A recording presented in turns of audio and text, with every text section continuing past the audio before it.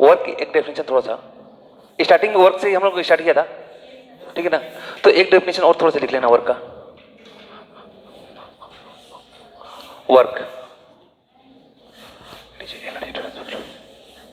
it is a energy transfer. It is a energy transfer due to displacement of a body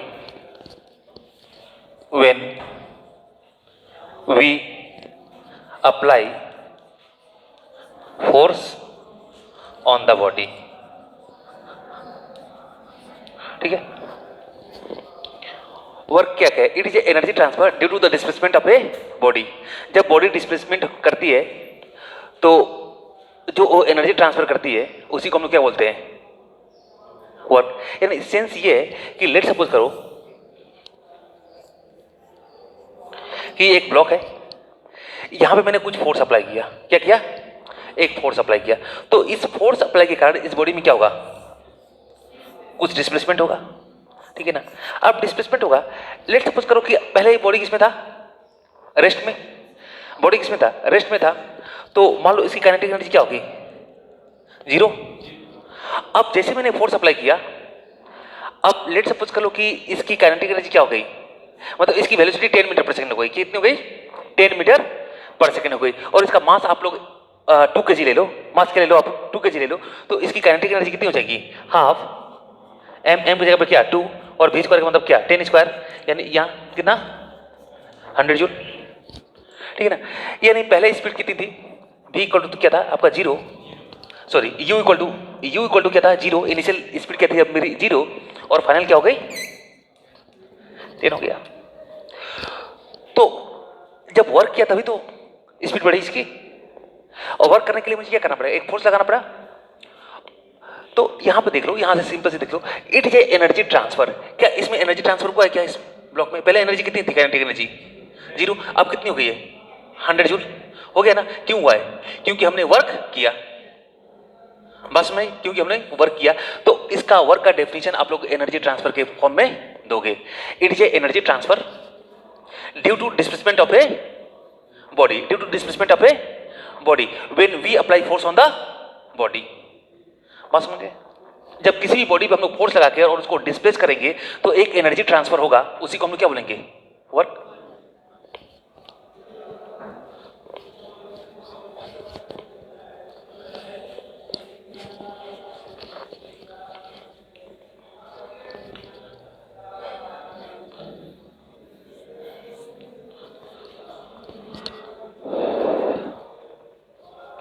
चलो बात करते हैं हम लोग conservative and non conservative forces. Forces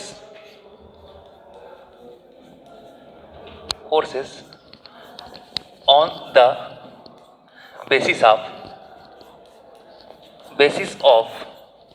conservation of energy, conservation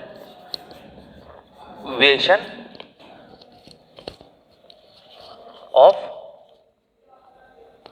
energy. Forces को हम लोग classified कर सकते हैं on the basis of the conservation of energy. Conservation तो समझते हो ना? कंजर्वेशन प्रोसेस समझते हो ना? कंजर्वेशन का मतलब ये होता है कि कोई भी चीज अगर है तो जितनी इनिशियल में उतनी फाइनल में ही भी बनी रहेगी। मतलब उसमें कोई भी चेंजेस नहीं होगा, बस में जैसे उसमें कोई भी चेंजेस नहीं होने वाले। लेट सपोज कर लो कि आपके पास 10-10 रुपये के 3 मतलब नोट है, ठीक है ना। आपने तीनों नोट अपने ऊपर पॉकेट में रखा है।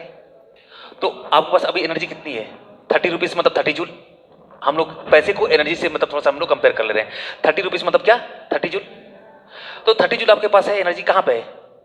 यहाँ पे है, ऊपर वाले पॉकेट में।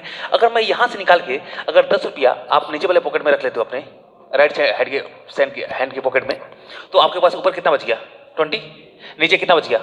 10। ऊपर में तो एनर्जी डिक्रीज हो गई ना, अप में तो एनर्जी क्या हो गई? डिक्रीज हो गई। डाउन में क्या हो गई? इंक्रीज करके, लेकिन टोटल एनर्जी अभी भी कितनी है 30। अब हो सकता है तो 20 रुपये यहां से निकालो और लेफ्ट हैंड के पॉकेट में रख लो, ऊपर क्या हो गया 0, ऊपर क्या हो गया 0, लेकिन अभी भी टोटल एनर्जी कितनी है 10 और 20 कितना 30, अभी भी 30 है ना, अभी भी आपके 30 ही बची है ना।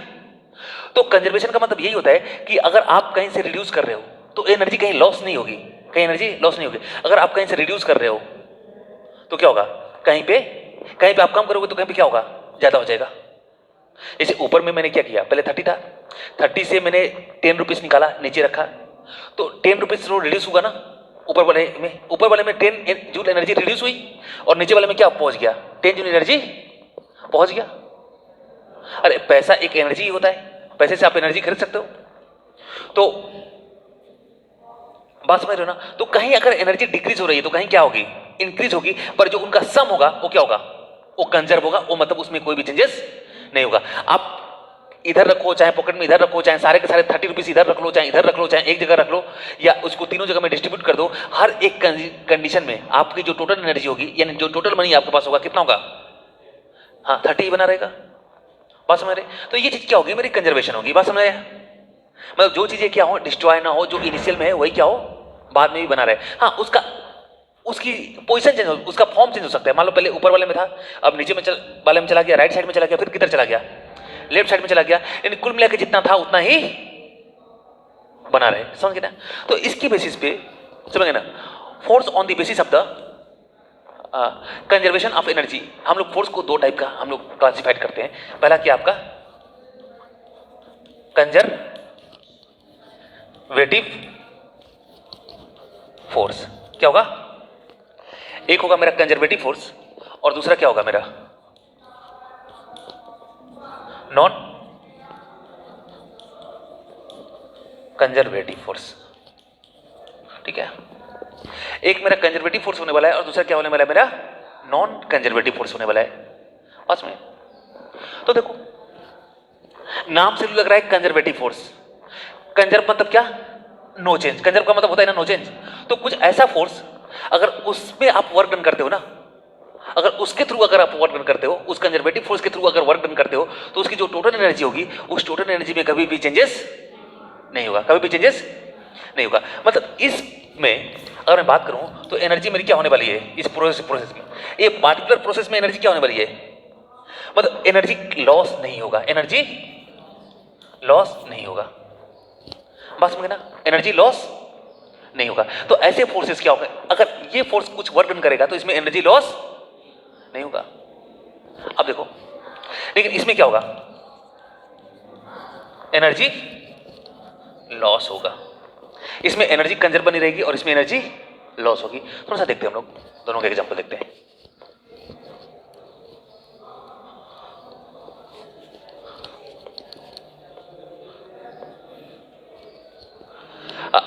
हाँ कई तरीके से डेफिनेशन आएगा, लेकिन अभी पहले एनर्जी के बेसिस पे समझ लेते हैं, क्योंकि कंजर्वेटिव और नॉन कंजर्वेटिव, तो कंजर्वेशन का मतलब क्या लॉस नहीं होना चाहिए, और नॉन कंजर्वेटिव का मतलब क्या हाँ मतलब लॉस हो सकता है।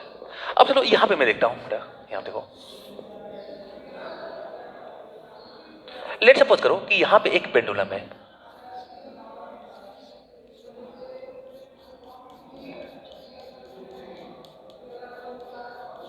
एक पेंडुलम है ठीक, और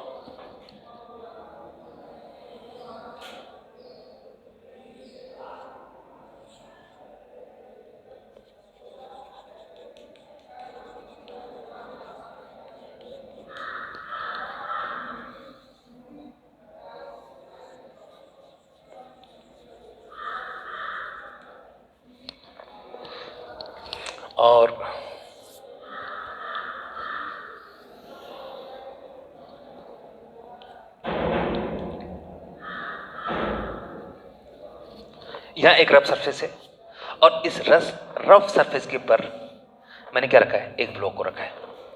ठीक है, एक ब्लॉक को मैंने क्या रखा है, रखा हुआ है। अब देखो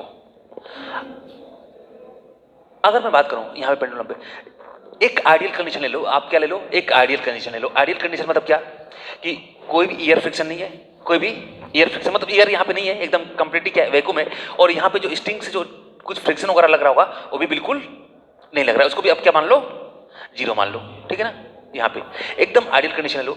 तो अगर मैं पेंडुलम को है इसको मैं ऊपर उठाया और यहाँ पे ले जाके छोड़ा, यहाँ से ले जाके छोड़ा, तो इस पे एक नीचे फोर्स लगेगा, ग्रेविटी फोर्स लगेगा ना, जिसको आप इसका वेट बोलते हो। तो नीचे की तरफ लगेगा एक फोर्स लगेगा, ठीक है ना, mg लगेगा। अब इस mg के कारण क्या होगा, ये नीचे आएगा, ये मतलब कुछ मूवमेंट करता होगा,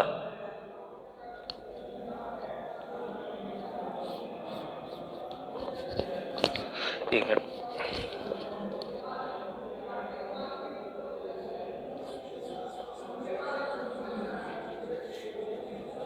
जैसे हमने छोड़ा नीचे आया, फिर नीचे से कहां चलेगा, ऊपर से लग गया। तो लेट सपोज करो कि यहां पे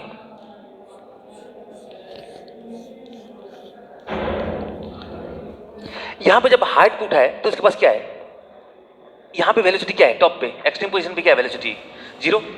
इधर भी एक्सट्रीम पोजीशन पे क्या है, वेलोसिटी जीरो। तो यहां पे इसके पास क्या है, यहां पे इसके पास बैठा है मेरी क्या है, सिर्फ हाइट के कारण कौन सी एनर्जी होगी इस पोजीशन का, पोटेंशियल एनर्जी। तो इसके पास कौन सी एनर्जी है, पोटेंशियल एनर्जी, ठीक है।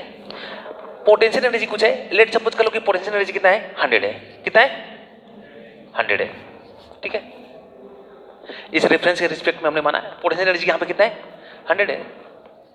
और एक प्रॉपर वर्ड होगा पोटेंशियल एनर्जी डिफरेंस कितना है, 100 है, ठीक है ना।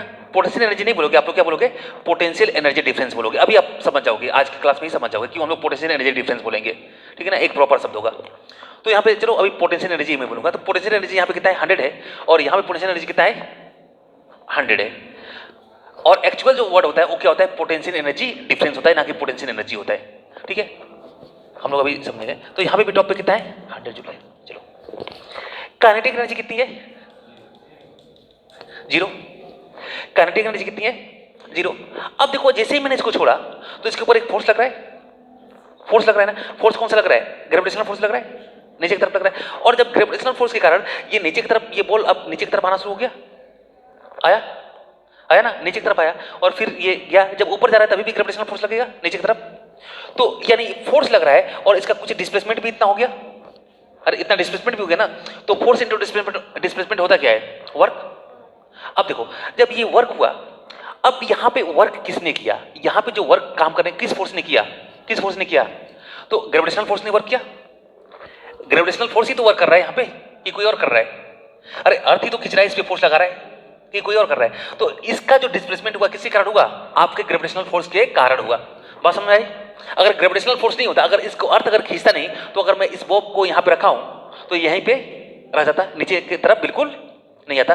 तो ये जो नीचे आ रहा है, ये आ रहा है आपके किसी कारण, ग्रेविटेशनल फोर्स के कारण। बात समझ में आई। तो ये नीचे आ रहा है मेरा ग्रेविटेशनल फोर्स के कारण, यानी इस पे जो वर्क कर रहा है कौन कर रहा है, ग्रेविटेशनल फोर्स कर रहा है। देखो अब ग्रेविटेशनल फोर्स, अब ये जो पोटेंशियल एनर्जी यहां पे 100 है, मैंने सपोज कर दिया है, और काइनेटिक एनर्जी कितनी है, जीरो है। अब नीचे में आओगे तो नीचे में पोटेंशियल एनर्जी क्या होगी, यहां पे पोटेंशियल एनर्जी आपकी क्या हो जाएगी, जीरो। नीचे आ गया ना, इसको मैंने जीरो लिया है, तो यहां पे मेरी पोटेंशियल एनर्जी जीरो हो जाएगी। काइनेटिक एनर्जी क्या होगी, 100 जूल हो जाएगी। मतलब आपके ऊपर वाले पॉकेट में 100 रुपया था, ठीक है ना, इसको पोटेंशियल एनर्जी मान लो, और नीचे वाले पॉकेट में क्या मान लो, काइनेटिक एनर्जी मान लो। तो पूरा का पूरा 100 रुपया कहां से चला गया, कहां से चला गया, पहले पोटेंशियल एनर्जी में था ऊपर में, अब कहां चला गया है, काइनेटिक में, नीचे वाले पॉकेट में चला गया। लेकिन अभी भी आपके पास कितना पैसा है, 100 ही है ना, तो ये 100 बना हुआ है। अच्छा फिर क्या होगा, फिर ये ऊपर जाएगा, समझ गए ना, फिर ये क्या होगा, फिर ये ऊपर आपका जा रहा है। अब धीरे धीरे एक काइनेटिक एनर्जी किसमें कन्वर्ट हो रही है, पोटेंशियल एनर्जी में। फिर टॉप पे क्या हो गया, पोटेंशियल एनर्जी कितनी हो गई मेरी, 100 जूल, और काइनेटिक एनर्जी क्या हो गई, जीरो। काइनेटिक एनर्जी क्या हो गई आपकी, जीरो। रास्ते में कहीं देख लूं, कहीं बीच में देखूंगा, तो कहीं बीच में देखूंगा तो यहां पे अगर मान लो उठा लो, तो यहां पे अगर मान लो लेट सपोज करो, अगर पोटेंशियल एनर्जी मेरी 60 होगी, पोटेंशियल एनर्जी अगर यहां पे 60 होगी, तो काइनेटिक एनर्जी कितनी होगी, 40। समझ रहे हो। तो इसमें कौन सा फोर्स काम कर रहा है, ग्रेविटेशनल फोर्स। और इस पूरे के पूरे प्रोसेस में आप देखोगे जो इसकी एनर्जी होगी वो क्या है, हर एक पॉइंट पे एनर्जी क्या है, 100 जूल है। यानी इस पूरे के पूरे प्रोसेस में, पूरे के पूरे वर्क डन में, मतलब यहां से वहां तक जा रहा है या वहां से यहां आ रहा है, पूरे वर्क डन में जो मैं देख रहा हूं, इसकी टोटल एनर्जी कभी भी बदल नहीं रही है, कभी बदल नहीं रही है। बात समझ रहे हो? इसकी टोटल एनर्जी जो एक बार थी वही पूरी की पूरी बनी हुई है। यानी सिंपल सी बात है कि ऐसे फोर्सेस को, समझ गए ना, और इसमें कौन सा फोर्स काम कर रहा है? Gravitational force. तो ऐसे फोर्सेस जिसके द्वारा अगर मैं कोई वर्क डन करूं तो मेरा क्या हो, एनर्जी क्या हो, कंजर्व हो, ऐसे फोर्सेस मेरे क्या कहलाते हैं? कंजर्वेटिव फोर्स कहलाते हैं। क्या कहलाते हैं मेरे? कंजर्वेटिव फोर्स कहलाते हैं। अभी कई डेफिनेशन हमको, ठीक है ना, कंजर्वेटिव फोर्स कहलाते हैं। ठीक है, चलो क्या कहलाते हैं मेरे? Conservative force. इसमें एनर्जी क्या होगी आपकी? एनर्जी कंजर्व होगी, ठीक है ना, एनर्जी क्या होगी आपकी? कंजर्व होगी। बात समझ गए? चलो अब यहां पे देखते हैं हम लोग, एनर्जी कंजर्व होगी थ्रू आउट द प्रोसेस।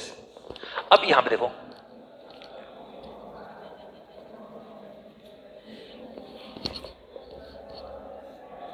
चलो फोर्स, अब यहां पे देखो, थोड़ा सा देखो, ये ब्लॉक पे मैंने फोर्स अप्लाई किया, ठीक है ना, फोर्स अप्लाई किया। तो लेट सपोज कर लो फोर्स अप्लाई किया, तो मतलब फोर्स अप्लाई किया मतलब क्या? मैं कुछ एनर्जी दे रहा हूं, एनर्जी मतलब कुछ लगा के, कुछ मतलब फोर्स अप्लाई करा के, और इसको मैं क्या कर रहा हूं? डिस्प्लेस कर रहा हूं। इसको क्या कर रहा हूं मैं? डिस्प्लेस कर रहा हूं। तो यानी कुछ ना कुछ मैं इस पे क्या कर रहा हूं? इस पे मैं वर्क कर रहा हूं, इस पे वर्क कर रहा हूं ना ब्लॉक पे। तो जब मैं ब्लॉक पे वर्क कर रहा हूं, तो ब्लॉक पे वर्क कर रहा हूं, तो ब्लॉक को मैं क्या प्रोवाइड कर रहा हूं? एनर्जी प्रोवाइड कर रहा हूं, एनर्जी प्रोवाइड कर रहा हूं, एनर्जी प्रोवाइड किया ना। तो लेट सपोज कर लो कि मैंने इसको एनर्जी प्रोवाइड किया कितना? 100 जूल, ठीक है ना, मैंने इसको एनर्जी की प्रोवाइड किया 100 जूल। अब ये 100 जूल एनर्जी किस में कन्वर्ट हो जाएगा? इसकी काइनेटिक एनर्जी में हो जाएगा ना। पर 100 जूल जैसे मैंने प्रोवाइड किया, तो मैं देख रहा हूं कि यहां पे ये जब आगे मूव कर रहा है, तो इसमें, चलो एक मिनट, 100 जूल मैंने इसको प्रोवाइड किया एनर्जी। इसका मास कितना है? इसका मास है बेटा मेरा 2 kg। मास कितना है? 2 kg, ठीक है ना, मास कितना है? 2 kg। और हमने एनर्जी कितनी प्रोवाइड की? 100 जूल। तो बताओ इसकी वेलोसिटी कितनी हो जाएगी? देखते हैं हम लोग वेलोसिटी कितनी हो जाएगी। तो जो भी हमने इसको वर्क प्रोवाइड किया, जो भी मैंने इसको वर्क प्रोवाइड किया, वो क्या करेगा? एनर्जी ट्रांसफर करेगा। मतलब जो भी मैंने इस पे वर्क किया, वो क्या होगा? इसको एनर्जी देगा, और एनर्जी देगा तो इसकी क्या होगी? काइनेटिक एनर्जी बढ़ जाएगी। पहले ये मान लो, पहले अगर रेस्ट में था, पहले आपका ये ब्लॉक किस में था? रेस्ट में था, v = जीरो पे था, इसकी काइनेटिक एनर्जी क्या थी? जीरो। लेकिन जैसे पीछे से धक्का देना शुरू किया, पीछे से धक्का देना शुरू किया, लेट सपोज कर लो कि 2, इसका मास कितना है? 2 kg। मास कितना है? 2 kg। वेलोसिटी कितनी है? जीरो। काइनेटिक एनर्जी कितनी है? जीरो। जैसे मैंने पीछे से वर्क, मतलब पीछे से मैंने वो लगाया, क्या, हाँ, फोर्स लगाया, फोर्स लगा के इसका कुछ डिस्प्लेसमेंट हुआ, तो यानी इस पर कुछ वर्क किया, वर्क किया, वर्क क्या? Force dot displacement. ये जो वर्क किया, तो ये भी एक एनर्जी होती है। अब जितना मैंने इसको, इस पे वर्क किया, उतनी एनर्जी इसको ट्रांसफर कर दी। अब जब उतनी एनर्जी इसको ट्रांसफर कर दी, तो क्या होगा? कुल मिला के लेट सपोज कर लो कि इसको मैंने क्या कर दिया, हाँ, उतनी एनर्जी मैंने क्या कर दी? इसको ट्रांसफर कर दी।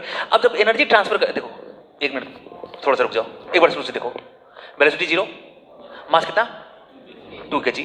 मास कितना? 2 kg। काइनेटिक एनर्जी कितनी? जीरो। फोर्स अप्लाई किया, फोर्स अप्लाई किया, और फोर्स अप्लाई करने के बाद इसकी वेलोसिटी कितनी हो गई? 10। वेलोसिटी कितनी होगी? 10। काइनेटिक एनर्जी कितनी हो जाएगी इसकी? अब काइनेटिक एनर्जी कितनी हो जाएगी? काइनेटिक एनर्जी इक्वल टू हो जाएगी आपकी हाफ mv², यानी हाफ m2, और v कितना? 10 का स्क्वायर, यानी कितना? 100 जूल। पहले एनर्जी कितनी थी? काइनेटिक एनर्जी जीरो, अब कितनी हो गई? 100 जूल। ये हुआ कैसे? सिंपल सी बात है, हमने क्या किया? इस पे वर्क किया, इस पे वर्क किया ना, इस पे फोर्स लगाया, फोर्स लगा के इसको डिस्प्लेस कराया, यानी इसके पे वर्क किया। और वर्क क्या होता है? Energy transfer. यानी इस पे मैंने एनर्जी ट्रांसफर कर दिया। इसीलिए पहले जहां एनर्जी इसकी जीरो थी, अब कितनी हो चुकी है? 100 हो चुकी है। बात समझ रहे हो? अब एनर्जी कितनी हो चुकी है? 100 हो चुकी है। तो वही बात है, अगर ये ब्लॉक है, हाँ, अगर ये ब्लॉक है, इसकी पहले मान लो, पहले इसकी काइनेटिक एनर्जी कितनी थी? एक मिनट, अब देखो, अब यहां पे देखो थोड़ा सा, इसकी एनर्जी कितनी हो चुकी है? 100 जूल, ठीक है। एनर्जी कितनी हो चुकी है? काइनेटिक एनर्जी कितनी हो चुकी है? 100 जूल। चलो अब यहां देखना,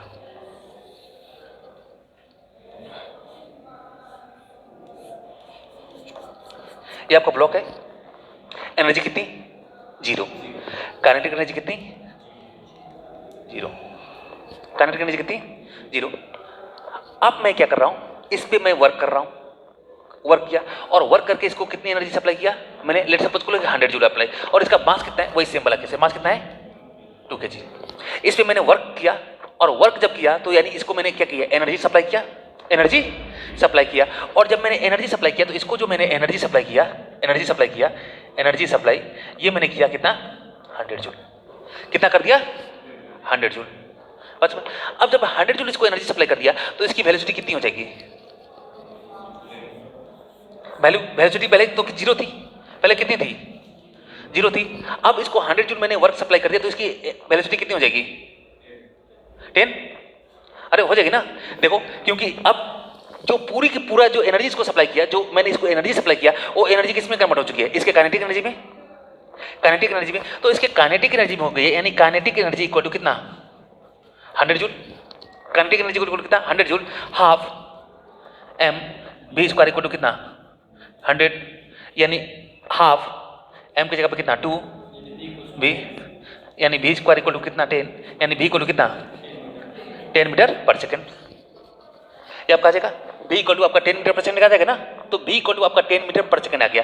तो यानी अगर मैं इस पे 100 जूल एनर्जी देता हूं तो इसकी वेलोसिटी कितनी हो जाएगी 10 हो जाएगी, कन्फर्म है ना, क्योंकि जो पूरी की पूरी एनर्जी थी किसमें कन्वर्ट हो गई, उसके इस ब्लॉक के काइनेटिक एनर्जी में चली गई। वर्क मतलब करके मैंने क्या किया, इस पे एनर्जी सप्लाई किया और वो एनर्जी किस में गई, इसके काइनेटिक एनर्जी में चली गई। पर मैं ये देखता हूं कि इसकी जो वेलोसिटी है, ये जो ब्लॉक है इसकी वेलोसिटी आपकी 10 नहीं हुई है, इसकी वेलोसिटी आपकी 10 नहीं हुई है, इसकी वेलोसिटी मैं देख रहा हूं कितना 8 हो गया, कितना हो गया 8 हो गया, बात समझ रहे हो, 8 हो गया। इसकी वेलोसिटी कितनी है मुझे मिल रही है, इसकी वेलोसिटी आप मुझे 10 ना मिलके, फाइनल वेलोसिटी मुझे 10 ना मिलके ये मुझे नहीं मिल रहा है, मुझे कितना मिल रहा है 8 मिल रहा है। अब 8 से जब इसकी काइनेटिक एनर्जी को मैं देखूंगा, यानी इसकी काइनेटिक एनर्जी कितनी है, तो काइनेटिक एनर्जी जब है हाफ m मतलब 2 और v स्क्वायर मतलब क्या 8 का स्क्वायर, यानी कितना 64 जूल। बात समझ, यानी मैंने 100 जूल एनर्जी सप्लाई किया, 100 जूल एनर्जी सप्लाई किया और मुझे काइनेटिक एनर्जी कितनी की मिली 64 जूल की, 64 जूल की मिली ना, 100 का मैंने सप्लाई किया और मुझे मिला 64 जूल का काइनेटिक एनर्जी मिला। ऐसा क्यों, क्या नहीं नहीं वेलोसिटी देखो यार, वेलोसिटी तो इसके हिसाब से ही बदले, जितना एनर्जी तो कंजर्व होनी चाहिए ना, जितनी मैंने एनर्जी सप्लाई किया उतना एनर्जी मुझे दिखना चाहिए, जितना एनर्जी दिया उतना एनर्जी तो इसके बाद स्टोर होनी चाहिए ना। ब्लॉक को अगर मैंने 100 जूल एनर्जी दिया तो 100 जूल के एनर्जी के अकॉर्डिंग अपनी मतलब काइनेटिक एनर्जी क्यों नहीं इंक्रीज कर रहा है, इसको तो 110 करना चाहिए था। तो देखो अब क्या होगा कि जैसे यहां से यहां तक ब्लॉक जब जा रहा है, डिस्प्लेस कर रहा है, तो यहां बेटा यहां पे सरफेस पे क्या होगा, फ्रिक्शन भी होगा, क्या होगा फ्रिक्शन फोर्स भी होगा। तो फ्रिक्शन क्या करेगा, फ्रिक्शन देखो फ्रिक्शन भी इस पे एक फोर्स लगाएगा, किधर में अपोजिट डायरेक्शन में लगाएगा ना, किधर लगाएगा अपोजिट डायरेक्शन में लगाएगा, यानी जो फ्रिक्शन के कारण जो वर्क डन होगा वो क्या होगा नेगेटिव वर्क डन होगा। तो ये फ्रिक्शन फोर्स करेगा, समझ गए, यानी कुछ एनर्जी किस में लॉस हो गई, फ्रिक्शन में लॉस हो गई, बात हो गई ना, फ्रिक्शन में लॉस हो गई। यानी जब कभी भी मैं work done by the friction force होगा, बाय द फ्रिक्शन फोर्स होगा, बस समझना, जब कभी भी आपका work done by the friction force होगा तो उसमें जिसे हम लोग पाथ पे चलेंगे तो ड्यू टू फ्रिक्शन एनर्जी क्या होने वाली है, मेरी लॉस होने वाली है। मतलब जितना हम लोग एनर्जी बॉडी को देंगे उतनी एनर्जी उसकी काइनेटिक एनर्जी में कन्वर्ट नहीं होगी, कुछ एनर्जी क्या हो जाएगी लॉस हो जाएगी इन फॉर्म ऑफ हीट वगैरह, समझ गए ना, किसके कारण फ्रिक्शन के कारण। तो यहां पे ये जो फ्रिक्शन फोर्स है, ये फ्रिक्शन फोर्स आपका क्या होगा नॉन कंजर्वेटिव फोर्स होगा, बात समझ ना। यानी अगर फ्रिक्शन फोर्स किसी भी बॉडी पे वर्क कर रहा है, ऐसे मतलब फ्रिक्शन फोर्स या विस्कस फोर्स हो गया, ड्रैग फोर्स हो गया, ऐसे बहुत सारे फोर्स हो गए जो अगर किसी बॉडी पे वर्क कर रहे हैं और उसके प्रोसेस में, उसके वर्क करने के प्रोसेस में एनर्जी कंजर्व नहीं रह रही है, एनर्जी कंजर्व नहीं रह रही है, तो ऐसे कंडीशन में वो जो फोर्स कहलाएगा मेरा क्या कहलाएगा नॉन कंजर्वेटिव फोर्स कहलाएगा, बस समझ ना। इसमें एनर्जी लॉस हो जाती है और इसमें एनर्जी कंजर्व रहती है। तो हाँ बस में, तो ये कंजर्वेटिव फोर्स हो गया। कंजर्वेटिव फोर्स में क्या क्या आता है मेरा? ग्रेविटेशनल फोर्स हो गया, इलास्टिक फोर्स हो गया, इलेक्ट्रोस्टैटिक्स फोर्स हो गया। हाँ वही बोला था, ठीक है ना, बस में। चलो अब थोड़ा सा दूसरे तरीके से हम लोग देखते हैं इसको, कंजर्वेटिव और नॉन कंजर्वेटिव को।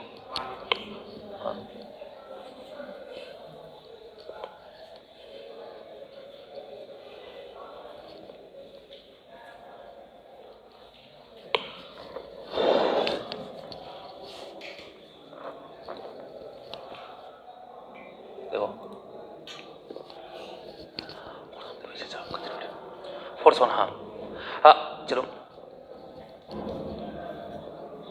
Conservative force,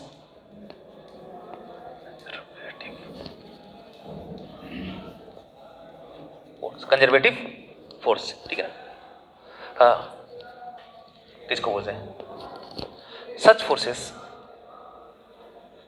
forces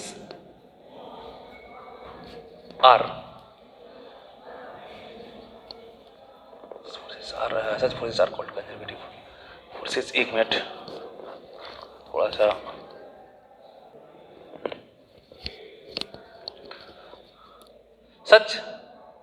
such forces are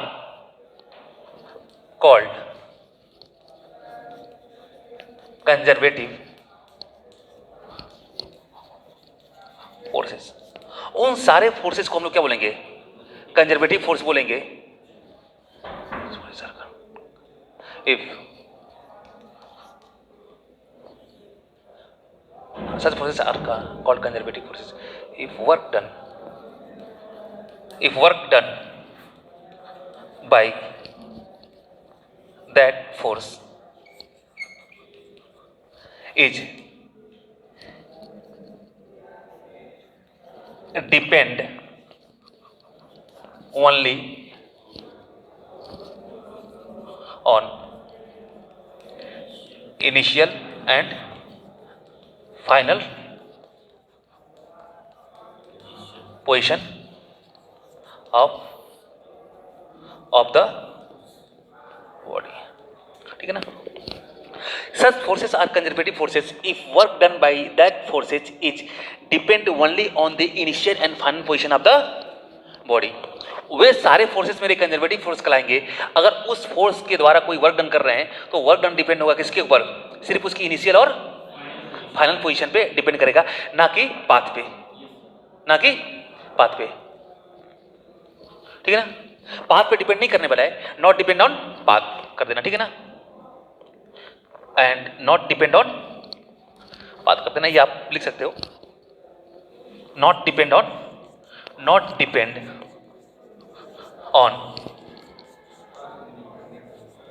path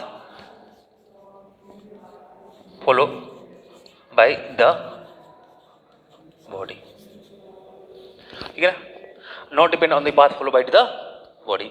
body किस पाथ से जा रही है इसके ऊपर डिपेंड बिल्कुल नहीं करेगा, पास में इसके ऊपर बिल्कुल डिपेंड नहीं करेगा। चलो देखते हैं थोड़ा सा हम लोग।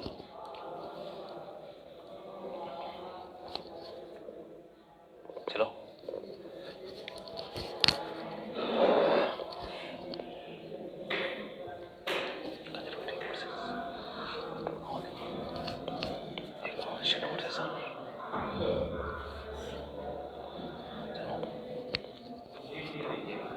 चलो इधर देखो,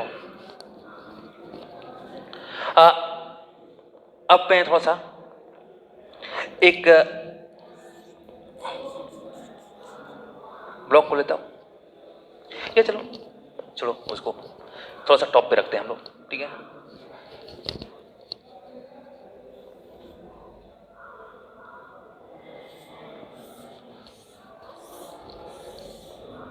मैंने 3 बॉल रखा है हाइट पे, पहले बॉल को मैं क्या करता हूं, पहले बॉल को इसको मान लो मैं ये कर रहा हूं तो इसको नीचे लेके आ रहा हूं, जिसे मान लो यहां पे इसको मैं इसको 0 मीटर मान लिया, ठीक है ना, 0 मीटर मान लिया। इसका मास हमने लिया 1 kg, मास कितना है 1 kg, जी की वैल्यू ले ली मैंने 10 मीटर पर सेकंड स्क्वायर। जी की वैल्यू मैंने ले लिया कितना, 10 मीटर पर सेकंड स्क्वायर। चलो बेटा अब यहां देखना बेटा, इसको मैं नीचे की तरफ लेके आता हूं, जैसे मैं छोड़ूंगा तो नीचे की तरफ आएगा ना, by the help of gravitational force, तो नीचे की तरफ आएगा।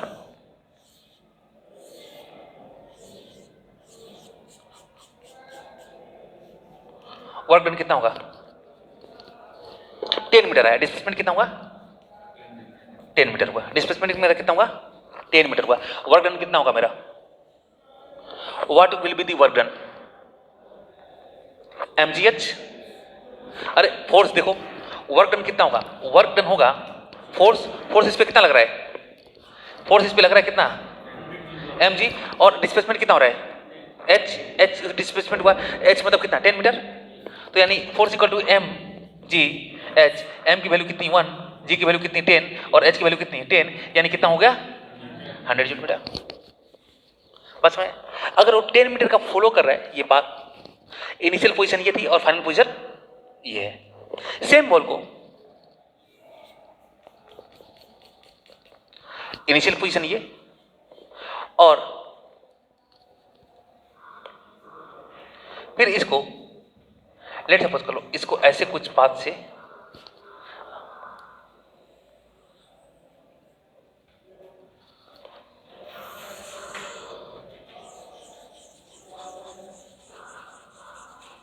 चलो, ठीक है। ये जो मेरा पाथ है ये एक कर्व पाथ है, और यहां पे जो मेरा डिस्प्लेसमेंट हुआ है ये कितना हुआ है, 10 मीटर नहीं सॉरी, ये कर्वी पाथ है, तो यहां पे हो गया मेरा 20 मीटर। कितना हो गया 20 मीटर। बताओ वर्क डन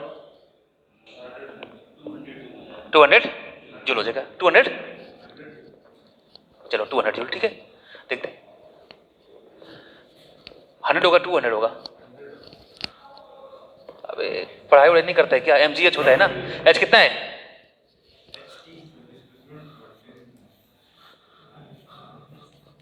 अच्छा बेटा ये बता दे 100 होगा क्यों होगा, छोड़ कारण बता दे तू आंसर तेरा सही है, रीजन बता क्यों नहीं कर रहा है, डिपेंड ये बता दे